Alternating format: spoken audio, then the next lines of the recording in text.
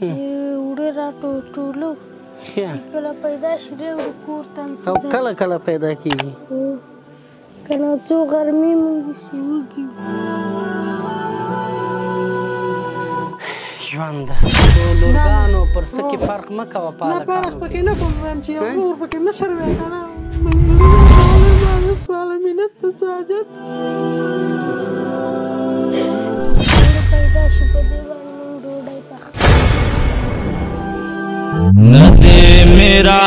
عشق دومره آسان ژوندون ډېر یې په والله کړم پریشان ژوندون ډېر یې په والله کړم پریشان زه چې زو پهلوانه صحیح دی چپلې دې ولې په خپو نه دي مسلمان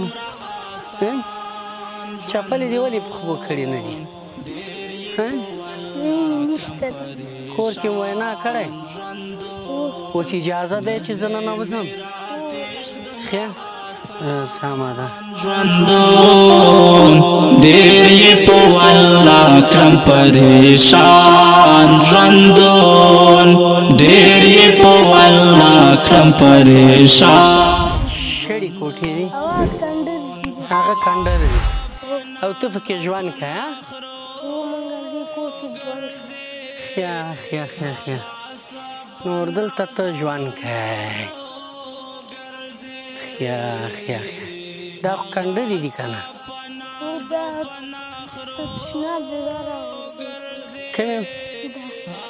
دا پناز او پناخرو ګرځې زه تېروم سب ډول وران وړه پیدا شي په دې باندې موږ ډوډۍ پخوو والله کړم پرې هر وخت وړه نه وي وړې خو کله کله چې پیدا شي موږ دې کورونو کې ډوډۍ وړې راټولو کله پیدا شي ډېر کور ته او کله کله پیدا کېږي کله څو غرمې موږ شي وږي آسان ژوندو ژوند ده دې جونګړه کې ژوند کوې دا مې جوړه د اینا کټ پردی دی خاوند لپاره مې دې ښځې نه څو ورځې وغوښتلی مریض دی په ځمکه باندې په ځمکه نشي پرېوتلی راشئ داسې وګرځئ زه تا خپل کور در وښیم راځئ زما ژوند وینئ زما زندګي وینئ دا دې م زوی دی دا مې کشر دی دا بیشترې ما ټوټو نه ګنډلي دا یې ته رسید ته وښیم دا بړستن چا سوالي راکړې خیراتي خاوند د ژمي ډېر اخلي کېده دا وګوره دا ټول د پیوند زما ګنډلي د دې ته وګوره دې کې مې ټوټې بندې کړي چې ځکه ټوټې دي ټولې ټوټې دي پکې موږ معلوم نه لرو دا زما ژوند دی دا زما ځونګړه ده دې کې زه پراته یم بې بس یم ګورئ دا ناکالي مالي خلک خیراتي راکړي بسو ته مې اغوځم نو دا خو دغه لرګی د دې دا چت ته وګوره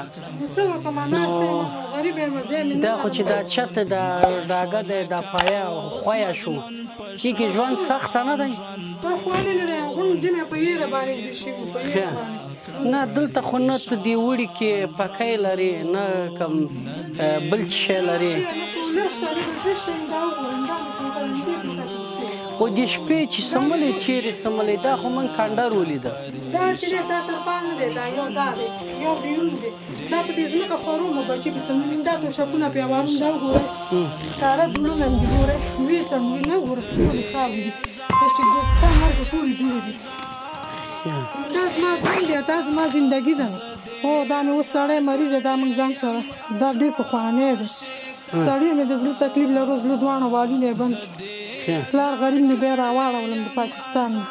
اوس هم راباندې پلار 10,000 روپۍ قرض دی خو راسه نشته غریب هم بوډا دی مشرانو چې موږ هم خویندې وو ما له الله پاک مشرانو لورګانې راکړي دي ډېر ښه دعاګویي دا په لورګانو پر څه کې فرق مه کوه نه فرق پکې نه کوم وایم چې یو نور پکې مشر وی که نه